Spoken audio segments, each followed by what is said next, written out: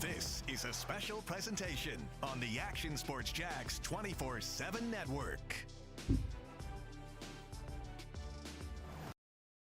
Welcome back to another episode of the Where's Home Show. This is week 2, episode 2, season 2. Here's the lineup we got up here. We were going to hit you up, guys, with the rankings closer to 6:15. Noah will tell you guys the top 5. We got the week 2 recap presented by Torque Sports Performance. Then we join in by our guy CJ Mckenzie interview, which we just learned he's the first player in Ponte Vedra history to throw a no-hitter. And then we got the week 2 pitcher and hitter of the week. And then we'll end the episode off of Connor Balazic covering the bases. And how you doing, Noah? I'm doing well. You still can't say Balazic, can you? I did it. You know what? Last stream, I asked Gage, where I was like, it's either Balazic or Balazic. I forgot which one you told me it was. So we just went right over this before the show, too, man. It's Balazic? Balazic. It messes me up since you told me which one it is. Balazic. All right, let's see. Couple questions that we would start this off with. Like, at what point in the season do teams really find out like who they are, if they're the great team or the good team? I think it really depends on the team, doesn't it? It really depends on the group that you have, and it's all about when you get hot. You know, you can start off the year strong. You might not end that way. I mean, I've seen plenty of teams that go out there. I broadcasted at Creekside for 5 years. I've been around plenty of baseball there. I think back to 2023, where I think they started like 15-1. They went on a 15-game win streak. Jeez. And after a tournament over spring break, just collapsed. And that you go into the playoffs, got a good record, a good seed. It doesn't matter. You're cold. They got bounced after round 1, by a mercy rule too. And then you think back to University Christian is a good example of this. A couple of years ago, they played 2 months of bad baseball. Yep. And then in the middle of April, they got a couple upsets. They got hot, carried a win streak into the playoffs, and did some damage. It's all about getting hot at the right time. And, we talk about February baseball here, and yeah, you're going to remember some of these games. And sure, it's important to get off to a good start, but it doesn't matter if in April the bats go cold. Yep. Or you guys start getting hit around. It's about making sure that your team, yeah, you want to have success. I mean, I'm not discounting that, but you want to make sure your team gets hot at the right time, and that's what really ends up deciding the season and how successful it is. Yeah, I agree with that. You got to get hot at the right time, and most of the good teams in the beginning, like usually the top 4, usually the top 5 rankings, they're always hot throughout the whole year. Maybe somewhere in the middle, the bats start to slow down, but that's baseball. But I think coaches start to realize what kind of team they have that about the 7th, 8th, or 9th game of the season.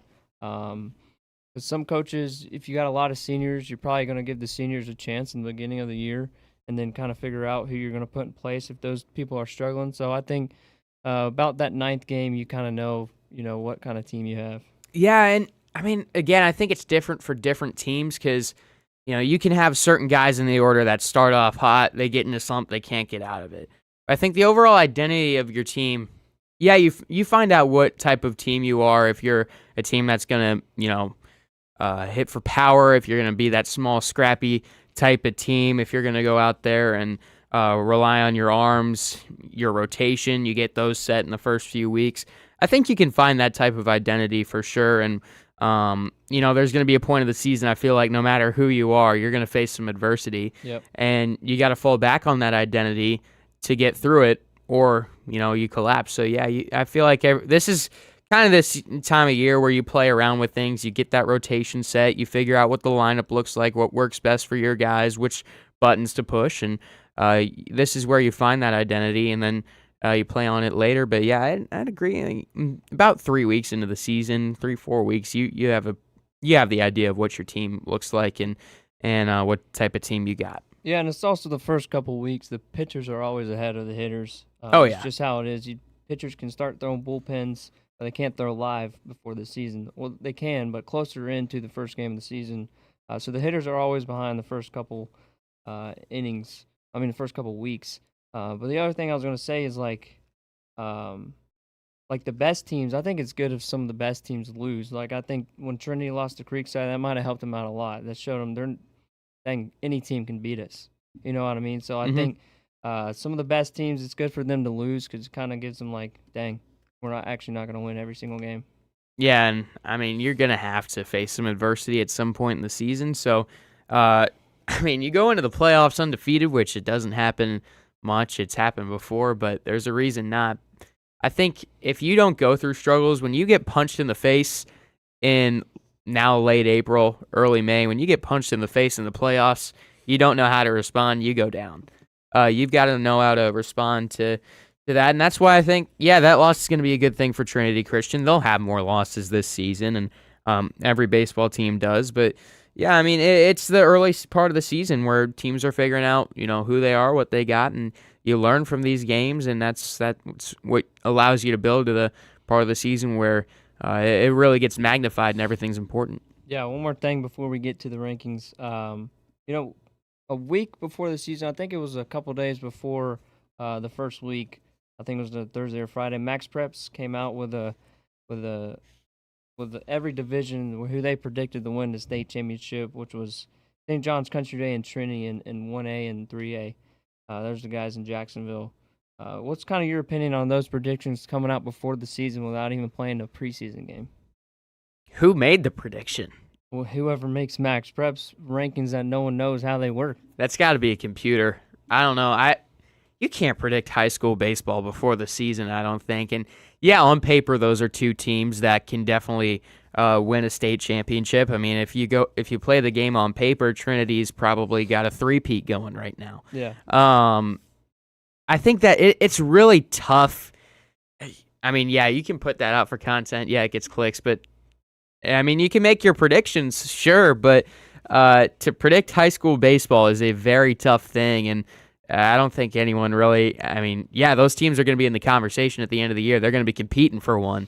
I don't know if I have an opinion, honestly, that goes either which way, but it's it's tough to predict that. And I don't know. In high school baseball, there's so much turnover. You get guys that transfer out now. You get a bunch of people that graduate, impact players. I know both of these teams lost a few, and you really don't know what high school baseball, what some teams are going to look like. Some teams you maybe look past at the start of the season. You hear, certain things.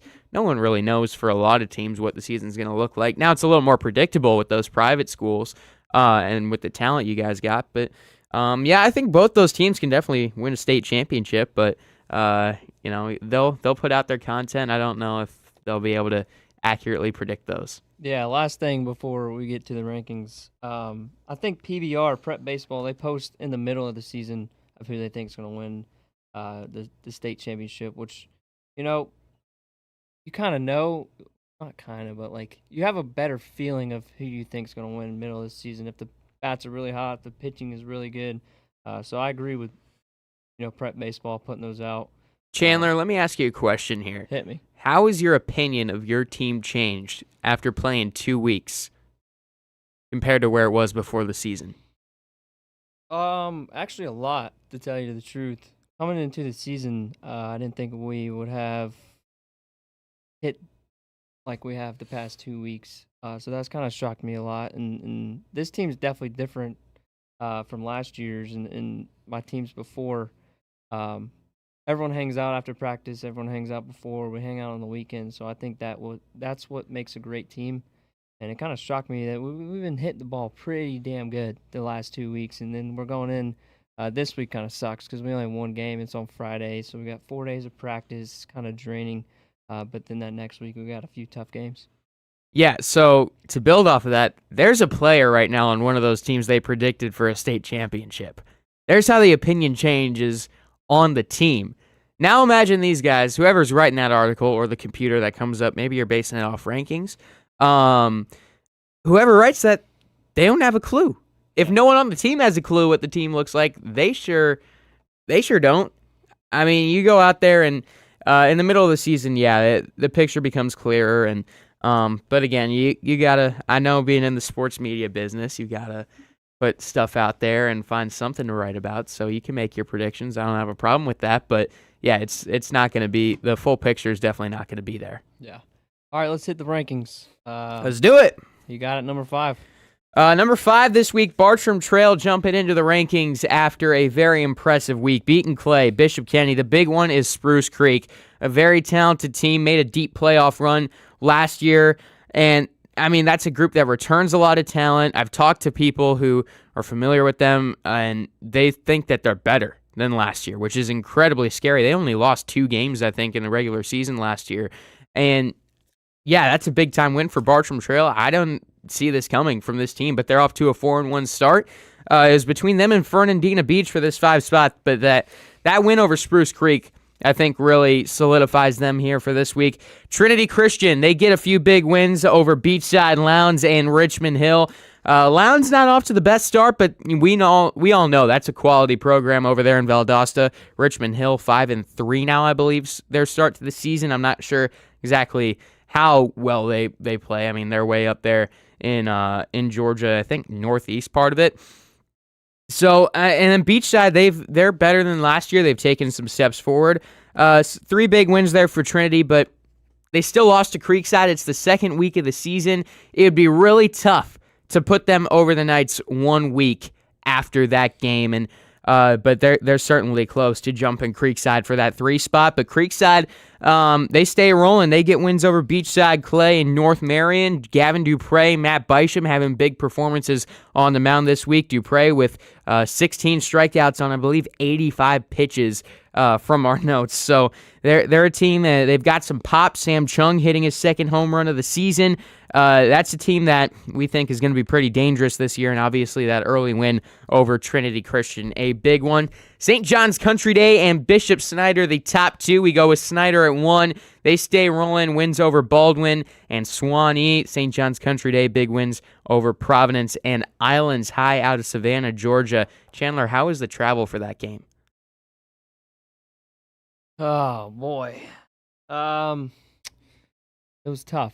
Hour and a half, close to 2. We stopped at a school. I forgot what it's called. Starts with a B. It was a military school.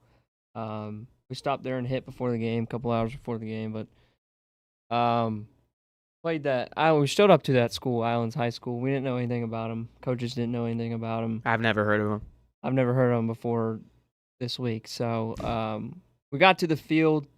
It wasn't the best field. We looked over at the dugout. In Georgia? Yeah, we were shocked.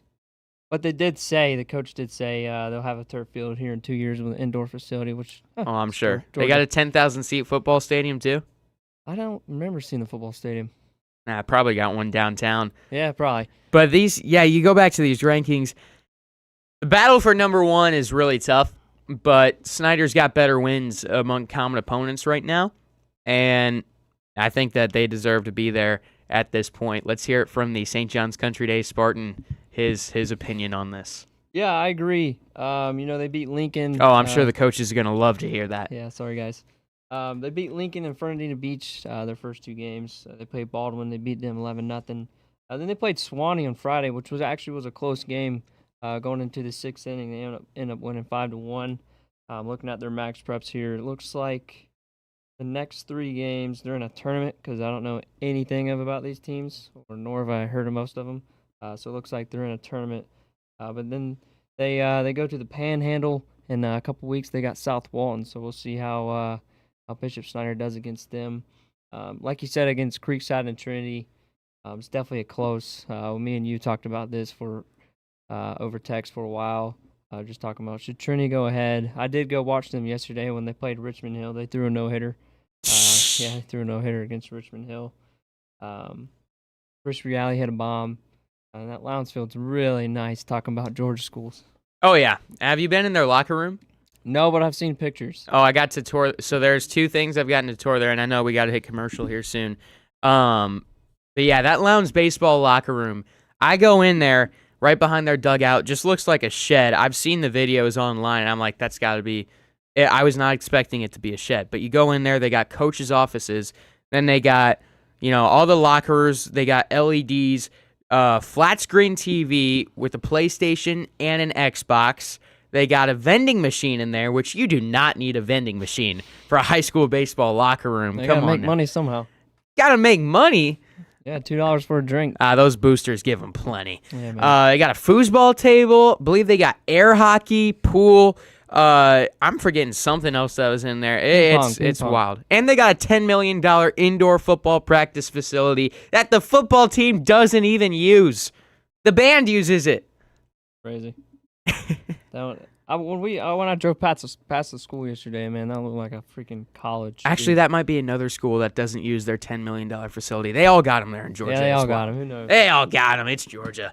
But yeah, I think these rankings, I don't see them changing too much next week. Bartram Trail is the only one I really see potentially dropping out with the games they got.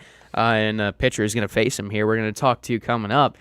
But I think 2 weeks from now, where Creekside faces Bartram, Trinity faces St. John's Country Day, that's where these rankings are really going to shape up in that week 4. Yep, I agree. Let's hit a break. We're a little past time. When we come back, we'll hit with the Week 2 recap presented by Torque Sports Performance. And then later on, we'll be joined in by CJ Mckenzie. So the mission of Torque Sports Performance has been from the beginning to improve athletic performance through expert coaching. We look to not water down our system for any specific reason. We want to maintain a level of quality. We want to maintain a level of culture regardless of the trainer's age or their sport competency. What we will do is adjust their programming accordingly. The biggest thing that we strive to tell folks is that we don't want athletes here because their parents want them here, because their coaches want them here. We want athletes here who want to be here for themselves. Strong, powerful, resilient. Those are our 3 key takeaways from our culture as well as our athletes who train here.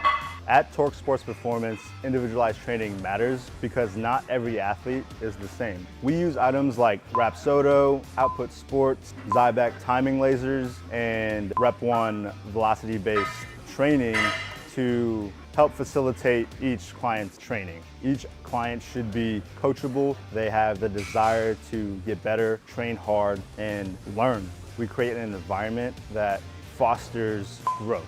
And with the competitiveness in here, each client pushes another client, and it's my job too as a coach to understand when to push an athlete, but do it in a safe and proper manner. I want to tell you about something new that's coming, and it's built a little differently. Boost Coffee was created around a simple belief. Coffee should do more than wake you up. It should lift your day, your mood, and your momentum. That's why Boost roasts their coffee in-house.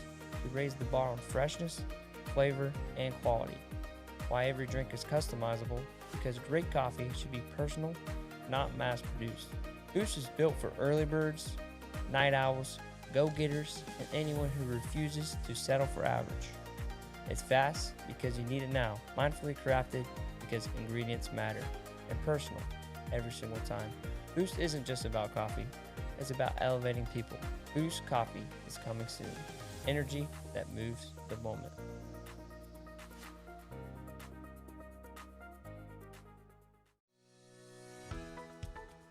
The Dantzler Group is a family-owned construction company serving Florida for over 30 years. Our promise is simple. Simply do the right thing. We anticipate and execute bringing real construction experience to residential renovations, additions, roofing, and commercial projects with clear communication and craftsmanship you can see. From the first conversation to the final walkthrough, we believe trust is built through preparation, transparency, and work done the right way. That means no shortcuts, no guesswork, just experienced builders focused on lasting results. Within a customer-focused team and over 100 years of combined construction experience, the Dantzler Group is ready to deliver quality you can trust, whether it's residential, commercial, or roofing, done the right way. Visit dantzlergroup.com. This is a special presentation on the Action Sports Jax 24/7 network. It's a very special presentation. It's the Where's Home Show here on the Action Sports Jax 24/7 network.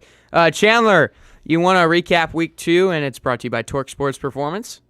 Let's do it. I say we do it as well. Game of the week. Don't know if this one lived up to the hype. St. John's Country Day, 10-1 victory over Providence. We'll dive deeper into that one later on. Chandler, your thoughts there on that one? first at bat of the game, they hit a home run, so we're like, oh crap, this game might actually be close. And then the Spartans got the bats rolling, and you can see that by the score. There had to have been a better game this week for a game of the You week. put me on the spot, aren't you? Bishop Kenny Fletcher was a good game. Yeah? It was 2-1. Well, let's get into that one here. 2-1 Bishop Kenny victory. Austin Green with an RBI double. Caleb Pasco for Bishop Kenny, 1 for 2 with an RBI. Also going out on the mound, throwing 13 strikeouts over 7 shutout innings, a one-hitter. Actually, not shutout innings.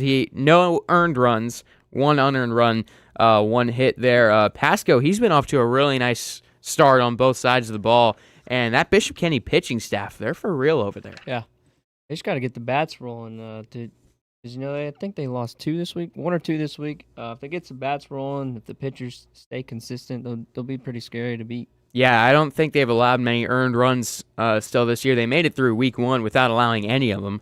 Those Crusaders, they're young, but I think they've got a lot of talent over there, and that's a team to watch out for. Obviously, they were in our rankings last week. They drop out of them this week, but still a team I think that they're definitely top 10 in the area and one that could make some noise this season. Then Mandarin Menendez, 5-0 victory for the Mustangs. John Brook going 3 for 3. Ryan Cruz. That's on me. John Brooks. I'm sorry, John. Ryan Cruz, 1 for 2 with an RBI, and Zach Bouchard, 6 innings pitched, shutout, no walks, 7 strikeouts, 4 hits. That's what I love. When we get a high school baseball player who goes deep, no walks, that's impressive. That is impressive. I mean, you throw strikes in high school baseball, you're going to have a lot of success. Yeah, for sure. And 0 runs and no walks, 7 Ks, it's pretty successful. And it's tough to not – the umpires here in Jacksonville or umpires everywhere in high school baseball, you never know what they're going to call. To have 0 walks in high school baseball, that's pretty good. Wow. Shout out. Umpires, I think they watch this stuff, Yeah, I hope they don't call any St. John's games.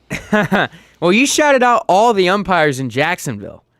Not all of them, most of them. Most of them. So there's a few good ones. Anyone in specific you want to get some favors from here? A good umpire? Yeah, I got one. Rob Garcia, it's best umpire. Tight zone, very consistent. He's my guy. He does my all-star game. So that's definitely my guy. Shout out Rob Garcia. You know what was interesting is the umpires would always go back and watch my high school baseball broadcasts, and they'd kind of scout themselves, go over their zones, and I get a lot of them coming up saying they love when they were doing those games because they could actually go back and see. That's good. Maybe later on we'll have a top 5, umpires. We should get an umpire on the show. Maybe. They have some good stories to tell. Yeah. I know Fran Delaney, who I worked with at the Coastal Collegiate Baseball League, he's got some good umpire stories. We need to get one of them on because, you know what? I'm going to go team umpire here. They get a lot from those parents behind the backstop. And, I feel like for high school, there's a lot of them that do a good job. But I'll be honest, there's definitely a few out there that you don't like to see. Yeah. 12-5, Bartram Trail over Clay. How about them Bears this week? They go out there, Colt McLaughlin, 5 for 5, 5 RBIs, a triple, and a home run. Colt McLaughlin, that's player of the week watch right there. Shane Smith, 1 for 2, pair RBIs, and a walk. Bartram Trail making some noise this week, Chandler, and we'll talk about them with a couple of their other games here coming up. Yeah, I mean, if Colton McLaughlin is 4 for 4 coming up to the plate his 5th time, and I'm throwing, that guy ain't getting a ball in the zone. And I'll walk him. I'll take the walk. I'll put the walk on my stats rather than hitting a triple or a home run. Man, that's a tough week for Clay. They go out there, face a few good teams there. Did they face anyone outside of Bartram Trail and Creekside? Let me see. I would guess so. Those teams had 3 games this week. They beat Lincoln. That's a big win there for the Blue Devils. Yeah. They needed that after a couple of losses there to some St. Johns County teams. Other games for Bartram Trail here, 4-1 win over Spruce Creek. That's the highlight of the week right there. That's and then a 2-1 win over Bishop Kenny. They send a message with those wins, and they're coming off a couple years where they've struggled as a team, but they've got some young players that have a lot of talent, some more experienced guys like Colby Dean on that squad, who's off to a nice start. Those are 3 big wins there for Bartram Trail. That tells me it's not just, some some fluke to start the season against some teams that they should beat. They're going to be a pretty solid group this year. Yeah, and we had them in preseason. Game 2, I believe, it was a Wednesday night. Max Wilkerson, man. Oh, yeah. He can hit, dude. Just like his dad. Yeah, he can. His dad coaches at UNF. Oh, yeah. Two-time MLB cycle hitter. Yeah, he can hit. He first at bat against us. Brandon was throwing. He had a tank, and you knew it was gone. It's St. John's Park, but you knew that ball was gone. They also have Luke Labby, Florida commit. So they definitely got some guys that can hit, and they got some guys that can throw the ball too. Yeah, I haven't seen Max Wilkerson this year. I remember he was a little small last year. He's added some weight to him? Yeah, he's added a little bit of weight to him. And he's got some power. He's got some power, dude. Yeah. I mean, that's a team that could make some noise. That Creekside Bartram rivalry here in a couple weeks, that's going to be an interesting watch, I think. Yeah, I agree. I'm going to try to maybe make that one game of the week, but we'll see what happens. There's some good games that week. Yeah, there is some games. Maybe we go games of the week, plural. Games of the week. Oh, we got to buy a couple more SD cards if we figure out that. Fernandina Beach, another team that's making some noise early this season. 2-0 win over Sandalwood. Good baseball program over there. Connor Bayless, 1 for 2. 2 RBIs. Grady Stevens, 5 innings pitched. Shutout, no hits, 7 strikeouts to 3 walks. Fernandina Beach, they've hung around with some quality opponents. Got some good wins to start the season. What do you think of them over there in Fernandina? They definitely have a good team. Last year, I believe they were undefeated for a long time. I remember talking about that last year. I'm sorry if I'm wrong about that, but I really do believe they were undefeated for the longest time. They got Preston Mastricardi from Providence, the FSU commit. They played Snyder first week. They lost to them. Snyder's a good team. I think they got some hitters, and then Grady Stevens, as you saw, pitching against Sandalwood through a shutout. And Sandalwood has a good team this year too, so I'm not sure who they have this week, but it looks like they're rolling. I'll hit the highlights here because I know we're a little behind schedule right now, but moving forward, Ponte Vedra getting a 2-0 win over Tokoi Creek. Luca Candela, 2 for 2. Storm Licklighter, 1 for 2 with 2 RBIs and a double. That's a great name right there, Storm and Steele. And then CJ Mckenzie did all right on the mound, 7 innings, throwing a no-hitter, 16 strikeouts on 94 pitches. That was okay. I don't think it was a no-hitter. That was okay there for Mckenzie. Yeah, 94 pitches. That's it. I think he can do better. Yeah. Maybe 93 pitches next time, CJ. We'll talk about it here coming up. That is quite the performance there. First no-hitter in Ponte Vedra history. And 16 strikeouts up there in the record books. And, he's telling us before he was going for 20. Hey, got a long way to go in the season and only a junior, too, so plenty of time to accomplish that. On the Creekside, getting a 5-1 win over Clay. Sam Chung going deep. Hudson High, 2 for 2 with an RBI and a double. Gavin Dupre, another 16 strikeout performance there in 6 innings. Oakleaf, a 6-5 win over Fleming Island. Jeter Farina, been a problem here in the area for a couple of years now. 1 for 3 with 3 RBI. Bulls getting an 8-4 win over St. Joe's. I know that was a game that St. Joe's was looking forward to this season, and Bulls coming out with a 4-run victory. Ryland Baker, 1 for 3, an RBI triple. Gavin McCarthy, 9 strikeouts in 4 innings. Some quick scores here. Fletcher, 4-1 over Episcopal. Creekside, another win, 4-2 over North Marion. Fernandina Beach beating Bishop Kenny by 7 runs. And Baldwin, a 1-run victory over Newberry. We talked about that Clay Lincoln game. Christchurch, 9-2 over North Florida Christian. And now on to our game of the week. 10-1 St. John's Country Day, putting it on Providence. Yeah, and Jonas Wells went 2 for 3 at the plate. Cason Johns, 2 for 3 as well. 2 RBIs, a double, and a home run. Mason Jones, 2 for 4 with 4 RBIs and 2 home runs. I don't know if he got a hit Friday. I could be wrong, but before Friday, Mason Jones had 4 hits on the season. They're all 4 home runs. Wow. Yeah, and then 2 of them were straight over the foul pole in left center field. We keep freezing, so sorry about that. Braden Harris pitched that game, 6-inning pitch, 4 hits, 1 run, 1 earn, 1 walk, and 7 strikeouts. I saw some of the video from that. His breaking ball is just so Crazy, nasty, man. It is gross. I'm sure that's fun to face in practice. Last time I faced him, I think it was right before the season. I walked back to the dugout after a couple pitches. So. And this game of the week, our player of the game also had the play of the game. Let's see it, Chandler. Let me pull that up. We keep freezing, so sorry about that. Yeah, player of the game, Mason Jones, presented by Represent Baseball. You want me to give him the stats on the game here while you pull it up? Let's do it. Yeah, Mason Jones, stat line 2 for 4 at the plate, 4 RBIs, 2 home runs. Mason Jones going out there and made a big-time play out on the field. I saw that one online out there in right field. Big game there for Mason Jones. Yeah, let's watch it. Play of the game, Mason Jones. Man, got him by a mile there. Yeah, picked it up with one hand, threw him out at second. That was a good hit. That was Preston McKenzie, hit that ball to the fence. I didn't think I would have, player of the game and play of the game. And that's the same thing, but, player of the good game there for Mason Jones. It's good stuff. Yeah. Davidson College commit CJ Mckenzie out of Ponte Vedra joining us when we come back.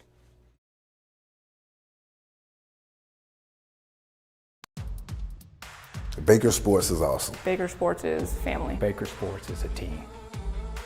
The whole time the motto I have, and I still say it to this day, was to be able to service, to out-service the competition, to be able to say yes, to have the ability to say yes. I used to say if Corky Rogers won the state championship on a Friday night, I wanted to have the ability to print him t-shirts and have them ready for him when he got off the bus when he got back to Jacksonville. And we've just continued that all along. Now, do we always say yes? No, but we want to have the ability and to control as many factors as we can to say yes. We are going to go above and beyond, that we are going to do everything that we can possibly do to make sure that kid has a jersey on his or her game day. Baker Sports is growing. Baker Sports is a family. Baker Sports is home. It's a lot of work that goes into our business. Not Amazon. We're not just picking something off the shelf and shipping it to you. We're customizing almost everything we touch. It is literally all I've ever done. And my wife actually, when I started the company, when we started the company, she was a senior in high school. So it's all she's ever done as well. And it's the only boss I've ever had. Business changes, and you have to evolve with business. As things change, we just keep pouring back into it. We love our community, and we love the people that work here, and we love what we do. This sky's the limit. I mean, we went from maybe 10 to 12 people at the most, and now look at it. We're a couple hundred people here between production and sales, so it's just going to get bigger. Baker Sports is culture. Baker Sports is family. Baker Sports is relentless. We're just over 100,000 square feet in this facility right now with the ability to expand. So it's all 3 companies. See, we've had Pro Gear now for 4 years. So we bought Burbank Sportnets 10 years ago. Burbank and Baker's had never been under the same roof. And then we added Pro Gear shoulder pads 4 years ago. So to have the ability to put all 3 companies under one roof and just expand all 3 companies at the same time with extra space, we're already seeing the benefits and we're only a month and a half in. The way the 3 companies complement each other. The Baker Sports sales force sells the Pro Gear shoulder pads and also sells the Burbank Sport Net. So the synergies between the 3 companies, since we've been in the same building, we've probably sold more netting on the Baker side than we had the previous 9 years. It's been great. This business has been very good to us. We feel very blessed to be here where we are today, and the opportunities that it provides for everyone here that works here. We feel very blessed to be able to do that. We are a family. It's one big team between all 3 businesses. We do everything. We do netting to protect scoreboards. We do the field goal netting, the raise and lower field goal netting at football stadiums, volleyball. Everything's trying to contain a ball. We've got the netting to contain the ball and protect the fans. The netting company really made us the one-stop shop on the baseball side of things because we got complete facilities with the netting, and Pro Gear's done that for Baker's on the football side. And just what a cool business, man, to be able to see there. And we all watch football, right? We're in the South, so we're football crazy. And to be able to watch the games on TV and you see that jersey sleeve pop up, and that Pro Gear flapping and the back plates hanging out the back, just a really fun and cool business. Talking about on Saturday, the who's who are wearing it. You've got Ohio State, Michigan, Florida, Florida State, Alabama, Tennessee, Clemson, Georgia. You're talking guys that all of those teams are majority of Pro Gear. Some of them are all Pro Gear.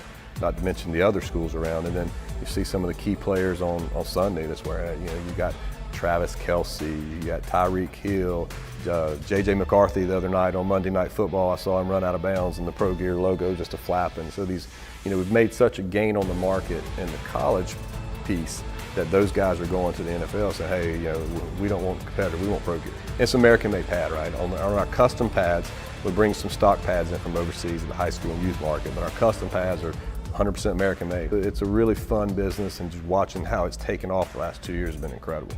Baker Sports is family. Baker Sports is family. Baker Sports is family. We are a family business. We want to create a team. You've got people that are just super talented, you've got grinders, and then you got role players on every team that you've been a part of, and that's what we have here. You know, and you combine that team and those pieces with the family environment, and you know, and the love that we have in this building, and it's a recipe for success. This is a special presentation on the Action Sports Jacks 24/7 network. Here we are, quarter 3 of the Where's Home show. There he is. We're joining here with CJ Mckenzie, 2027 out of Ponte Vedra Sharks, committed to Davidson College. How you doing, man? I'm doing good. It was a great day. Yeah, pull that mic a little closer for us. So you're good? That's good right there. That's perfect. Tell us a little about Tuesday night. I threw it against Decoy, as we said early on in the show. It was the first no-hitter in Ponte Vedra Sharks history. That's got to be pretty cool. 7 innings pitched, 0 runs, 1 walk, 0 hits, of course, and 16 strikeouts. Just tell us about that performance, and how's that arm feeling for you? It was a great performance. I was aiming to go for 20 strikeouts. After that first batter got that little ground ball to Carter Lang. He made a great play, by the way, because it was coming in real slow, and that was a fast batter. But I really wanted to get more strikeouts, and they really competed a lot better than I thought they were based on those first 2 innings. Yeah, when you're throwing a no-hitter around, I'm in the dugout too. Were players talking about it in the dugout, or is that just something you guys weren't talking about and maybe not wanting to jinx it? What was going on in that dugout? So I knew I was throwing a no-hitter, or actually I didn't know I was throwing a no-hitter, but I was keeping track of the strikeouts. But I get in the dugout in the 4th inning, and everybody's like holding, because we have a little stat sheet, where we keep track of the batters and whatever goes on. They're all hiding it from me, and they're like, don't let them see it, don't let them see it. Then no one say a word. So it was really funny, though. That's awesome. So you had a hint there was something going on. Yeah, I picked it up in the 5th inning. I was like, wait a minute. Yeah, no one's got the ball through, and no one's hitting it where no one's at. So let's talk about this Ponte Vedra team. What's the difference, from this Ponte Vedra Sharks team compared to last year's team? I think this year's team, even though last year's team had a lot of bonding, we're really close this season. We're all hanging out. It's a lot more fun than last season, mainly because I'm a junior now and I'm more connected with all of them. Yeah, I'm one of the team captains. So it's a lot more fun, in my opinion. This let's go back to this performance here for you. You finish it off. You get that last batter. What was the celebration with your dugout? They all just came up and we're all chanting. I mean, it was a good team. Good team, good win. It was more of a team win because I had all of my guys in the outfield.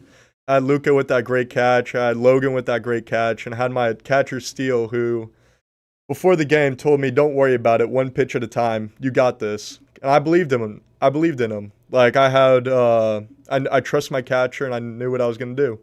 Yeah, and did you get a dog pile or anything, or just some handshakes? I'm a little bit too big to dog pile, so I mean, they all ran up to me, but it was...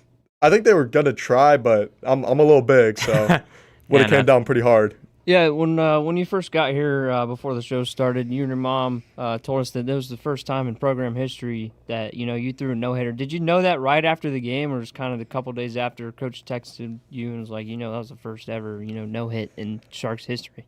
I kind of knew after the game. I wasn't 100% sure because I was like, the school's been around for a while. There's no way there's been no-hitter, but apparently it was. And I mean, it was really cool in my opinion. I was like, I'm in the record books. It's something you don't get to do every day, Yeah, for sure. And, let's take it back to last season a little bit. You had 30 innings pitched, 33 strikeouts. This year you've thrown 10 innings, 25 strikeouts. What'd you do over the summer, man? You got almost the amount of strikeouts you had last year. What's the trending look like for you? What happened after last season, for you to pitch this well already this season? Well, the summer was kind of funny, actually. I didn't get to train as much as I'd like to. So I just went playing a lot of games. It was this off season mostly. The fall season, I really picked it up, I focused on going to Cortex. I was working out. I got my squat to 445 for 3. I hit that right before the Tukoi game, by the way. They're going to get you on that football team, man. They want me to. They want me to play some O-line. Really? Yeah. I don't know. I don't know if I'm made for all of that, but it'll be fun. But I didn't really do too much over the summer. I just gained some confidence in my pitches. I started to just trust my body, trust how I moved, and that really picked it up for me. Yeah, so a little less throwing maybe than usual for you? Yeah, 100%. I'd go week to week, not really able to throw a bullpen because of all that travel this summer, trying to get picked up. Luckily, this summer it worked. I got picked up by Davidson. Great coaching staff over there. Love it. But yeah, it was not as much as you would think over the summer. That's wild. I mean, we're in a day and age where you're playing nearly 365 days a year. Sometimes I wonder if maybe taking a step back, letting that arm get a little rest can help like that. And you mentioned Davidson. What made that the spot for you? What made it feel like home? So I went there, and all the coaches were great. I loved their weight room. The weight room was beautiful. I'm a big lifter, so I know a weight room when I look at it, and I loved it. And then the team, I got to talk with some of the team, and they were just nice people, and that was the main thing for me. I wanted to be on a team where I knew I'd fit in over there. And then they gave me that opportunity to go there, and I was like, I got to take it. What's one thing you've learned about Davidson that you didn't expect going in? So I would think they're more serious, like the team, because it's a really high academic school, but apparently they're more brain rot than you would think. They're really like laid back, but with that serious like tone in it. So you just wouldn't expect it from those kind of guys. I feel like that's just kind of a baseball quality, though. No matter what baseball team you find, there's not too many out there that are, laid back, academic type. A lot of brain rot in practices, and then they drag it out to 3 hours. You hear some brain rot stuff. My question for you, I asked Matt this last week. You pitched on Tuesday. Not sure what you're pitching like later on this week, but when you have a Tuesday start, what does this routine look like for you? A couple days before. I know some people, if they pitch later in the week, they take Sunday off, maybe a little rest. What does it look like for you leading up to a start day on a Tuesday? So before my start, yesterday I played a little golf, but Saturdays are normally like off days. I'll just hang out, do whatever I want. And then Sunday, though, I got to lock in. Sundays are my bullpen days. I'll never throw the day before a game. So I pitched today with Caleb Stanton and just work some pitches out, make sure my fastball is feeling good, and make sure my arm's all loose. And then the day of the game, my pregame meal, I got to get 3 bananas and then just load up on carbs. I drink a liter of water with some liquid IV in it. Jeez. So what did Muranuri Kawasaki have to do with the banana pregame routine there? Well, monkeys never cramp, so I stay out there. I feel good. I'm confident. I know I'm not going to get a cramp out there, so I'm locked in. Exactly, man. Monkey never cramps. That's one of my dream interviews right there. I got his autograph actually back in 2016. Now I got to get the interview. And you talked to us before. All fastballs for that no-hitter. Yeah, so my coach, Dennis Robinson, D-Rob, he's told me I'm never to throw never throw an off-speed unless they earned it. So they couldn't keep up with the fastball, so because my fastball rises a little bit, so it helped me to just stay focused with that fastball and throw strikes, because strikes play. That's dominance right there. That is, and if you can throw 16 strikeouts with not many off-speed pitches. No off-speed pitches. None. There was 0. That's 0 thrown. 96 pitches, 96 fastballs, 16 strikeouts, and no hits. I don't think they caught on. That's a mic drop right there. Truth. Not sure if that is crazy. I thought they maybe threw a couple, but all fastballs. I like what your coach said. They have to earn, to get to the next couple pitches. Tell us the other pitches you throw. I'm not sure if Tukoi knows you throw more than a fastball. What other pitches do you throw other than a fastball? I threw 94 against Tukoi, but I throw a curveball and a changeup. My changeup was actually what got a lot of interest from Davidson. My curveball and changeups are really heavy break. My curveball's it's weird. It's 12-6 and more of a straight across depending on the day. But everything has a lot of movement. Yeah, and a rising fastball is tough to hit, but I just keep going back to that. That's like an old-time baseball story that you hear from a guy in the 80s. You know, it was working, I'm going to throw it. Yeah, and that's what was happening Tuesday night. Last question for you. Always ended off with this one. What's one word to describe, this Ponte Vedra Sharks team this year? One word, I'd say confident. We're ready to play. We've been practicing. We know what we're doing. We trust each other, which is the main part. We have a lot of trust in our team and our coach and just how we play. So I think it's going to be a good season. Yeah, for sure. And good luck the rest of the week. You guys got Bartram coming up. Appreciate you joining us, and good luck next week. Thank you. Yeah, we got hitter and pitcher of the week coming up. Hey, I feel like CJ might have a solid shot. I think at he that might have a pitcher good one. shot. I don't know. Not many people can throw all fastballs and have 16 strikeouts, 0 runs, and he had 1 walk but 0 hits. That's the one that matters. Oh, yeah. We'll see if he got it when we come back here on the Action Sports Jacks 24/7 Network. The Dantzler Group is a family-owned construction company serving Florida for over 30 years. Our promise is simple. Simply do the right thing. We anticipate and execute bringing real construction experience to residential renovations, additions, roofing, and commercial projects with clear communication and craftsmanship you can see. From the first conversation to the final walkthrough, we believe trust is built through preparation, transparency, and work done the right way. That means no shortcuts, no guesswork, just experienced builders focused on lasting results. Within a customer-focused team and over 100 years of combined construction experience, the Dantzler Group is ready to deliver quality you can trust, whether it's residential, commercial, or roofing, done the right way. Visit dantzlergroup.com.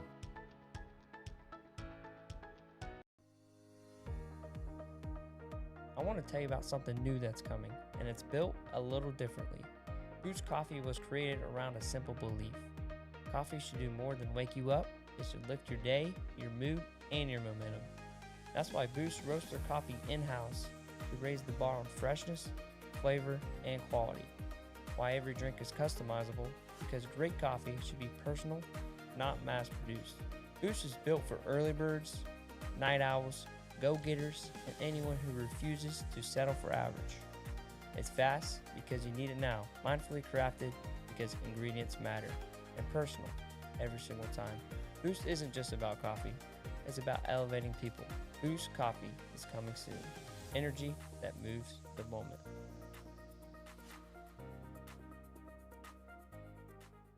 So the mission of Torque Sports Performance has been from the beginning to improve athletic performance through expert coaching. We look to not water down our system for any specific reason. We want to maintain a level of quality. We want to maintain a level of culture regardless of the trainer's age or their sport competency. What we will do is adjust their programming accordingly. The biggest thing that we strive to tell folks is that we don't want athletes here because their parents want them here, because their coaches want them here. We want athletes here who want to be here for themselves. Strong, powerful, resilient. Those are our 3 key takeaways from our culture as well as our athletes who train here.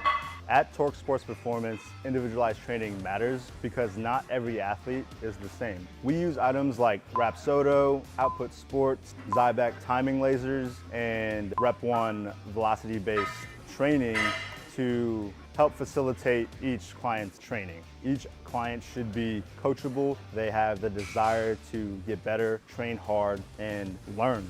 We create an environment that fosters growth. And with the competitiveness in here, each client pushes another client, and it's my job too as a coach to understand when to push an athlete, but do it in a safe and proper manner. This is a special presentation on the Action Sports Jacks 24/7 Network.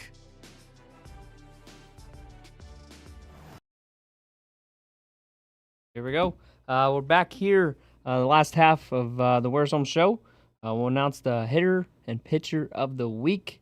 Who we got first, Noah? Well, this hitter of the week presented by Dantzler Group General Contracting and Roofing. 2029 Bartram Trail, Colton McLaughlin wins over Clay, Bishop Kenny, Spruce Creek. He went 5 for 5 against Clay. 600 average this week. 6 for 10 at the plate, 6 RBI, 1 triple, 1 grand slam, 4 singles. You know, we were talking earlier about Brad Wilkerson, Max Wilkerson's dad, and I was actually talking to him last night about Bartram Trail, and he was like, we got a freshman, and he's pretty good, and it's this McLaughlin kid right here who had himself quite the week 2 of high school baseball. Not bad there. He grand slam, something that not many hitters accomplish in their high school career. Quite a week at the plate there for McLaughlin. Then our pitcher of the week, presented by Boost Coffee and Energy 2027 out of Ponte Vedra. 94 pitches, 94 fastballs, no hits, 16 strikeouts. First no-hitter in school history. Yeah, I think this one's pretty safe to say it's CJ Mckenzie. Yeah, I would say so. I mean, what a performance. We just talked to him. Great kid. Ponte Vedra has a group out there, and you know, a little teaser. We'll see. We might see him Tuesday night. Yeah, we'll see. That's our pitcher of the week presented by Boost Coffee and Energy. And Tuesday night, you mentioned there, Ponte Vedra and Bartram Trail. That's our game of the week, Chandler. Let's go. What's there to look forward to with that one? Let's look. Colton McLaughlin. He's averaging 438. He leads the team with RBIs with 7. They got Colby Dean, 175 batting average. Ryder Uzel. 375. What'd I say? I think he said 175. That wouldn't be a great start there for Colby Dean. 375 average. There we go. Ryder Uzel, 375 as well. Ponte Vedra, they got Storm Licklider, 438 average. Leads the team with hits. Max Heidel, batting 400. And Steele Licklider, the brother of Storm, batting 353. And then they got CJ Mckenzie, that's thrown 10 innings. And I have it somewhere, 25 strikeouts. So we'll see what this game looks like. You know, our last game of the week was not the best game of the week. I think this one's going to live up to the hype here. I think so, too. I'm hoping we hope for a close game, back and forth. And you'll be able to watch it on a couple days later on the Where's Home podcast YouTube channel. Yep, we post the full game video. So we usually hope for a back and forth game because those are fun to watch. But if it's a blowout, we're already there. We're still going to post it. So I think this is going to be a good game. Yeah, 6:30 Tuesday night at Ponte Vedra. Go check it out if you can. Chandler, time to cover the bases? Let's do it. Let's cover the bases with Connor Balazic. Balazic. I did it again, man.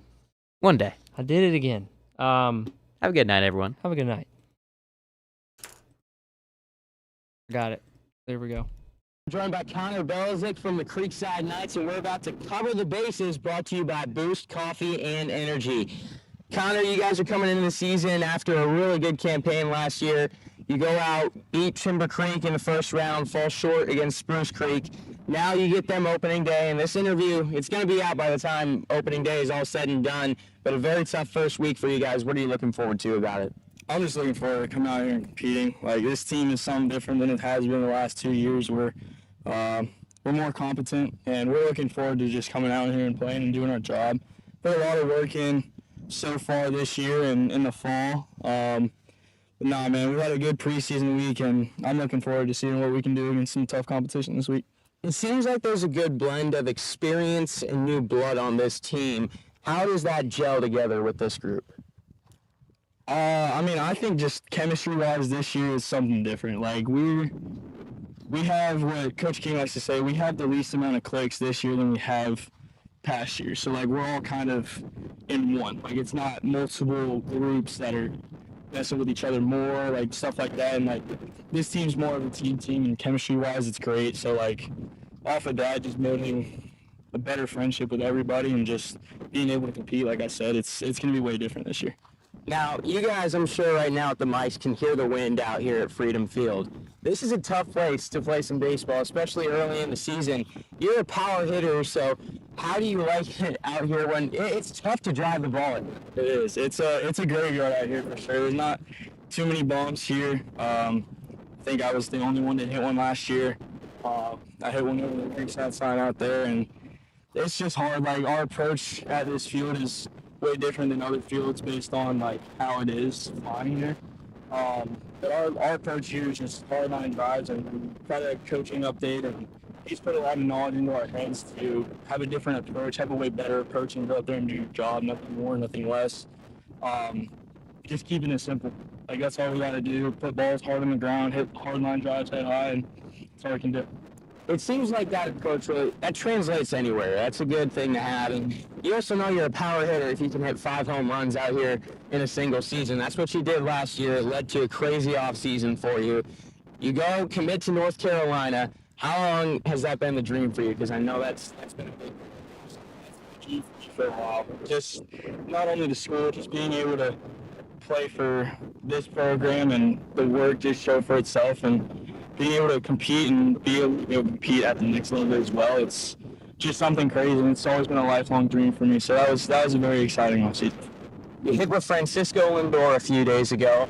What did you learn from that experience? And I know you're a big Braves fan, so any bad blood there with the New York Met? Nah, never. It was very nerve-wracking. I don't want to say anything like that, but it was really nerve-wracking to be around a guy who's so good at the game, and that's my dream, to be almost as good as him, be better than him at one point.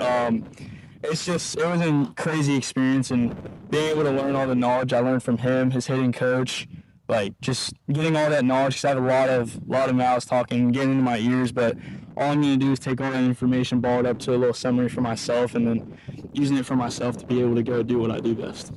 State championship's the goal for you guys this season. What makes you confident that you guys are going to attain it? This team, just like I said, chemistry. We compete way better, especially we saw it too in the off preseason. But we saw it there, and we were like, this is going to be a different year than we had in the past, and it's going to be way better. So we're looking forward to seeing it. That's Connor Balazic, everybody, and we just covered. So the mission of Torque Sports Performance has been from the beginning to improve athletic performance through expert coaching. We look to not water down our system for any specific reason. We want to maintain a level of quality. We want to maintain a level of culture regardless of the trainer's age or their sport competency. What we will do is adjust their programming accordingly. The biggest thing that we strive to tell folks is that we don't want athletes here because their parents want them here, because their coaches want them here. We want athletes here who want to be here for themselves. Strong, powerful, resilient. Those are our 3 key takeaways from our culture as well as our athletes who train here.